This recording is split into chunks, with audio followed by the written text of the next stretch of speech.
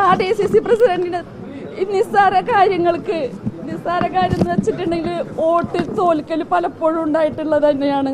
അത് DCC പ്രസിഡന്റിന്റെ തലയിലേക്ക് ഇടുന്നത് ശരിയായ കാര്യമല്ല.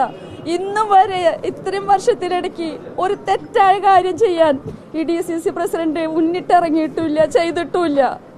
അത്രയും നല്ല DCC പ്രസിഡന്റ് ഇറങ്ങിപ്പോകുമ്പോൾ ഞങ്ങൾക്ക് നല്ല സങ്കടമുണ്ട്. ഇനി ഇതുപോലെ DCC ഭരിക്കാൻ ഇതേപോലത്തെ ഒരു വ്യക്തിയെ കിട്ടും. തൃശ്ശൂർ ആരുണ്ട് എന്നുള്ള ചോദ്യമാണ് മുന്നിൽ നിൽക്കുന്നത്. ഇന്ന് രാജി പറഞ്ഞിട്ടുണ്ട്. ഞാൻ രാജിവെക്കാണെന്ന് പറഞ്ഞു. അത് ഞങ്ങൾക്ക് സഹിക്കാൻ പറ്റുന്ന കാര്യമല്ല ആർക്കും.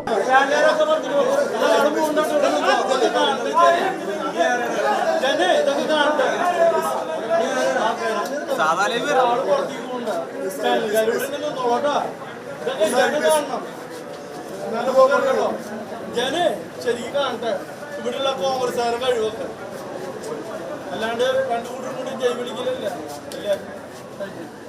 ചാനലുകാരോട് നോട്ടാ ഒരാളില്ല, ജനം കാണട്ടെ. അതിനെന്താ ഇവിടെ ഒരാളെ ജയ് വിളിക്കുക, ഒറ്റ ആളില്ല. ഇതൊക്കെ കണ്ടോട്ടെ.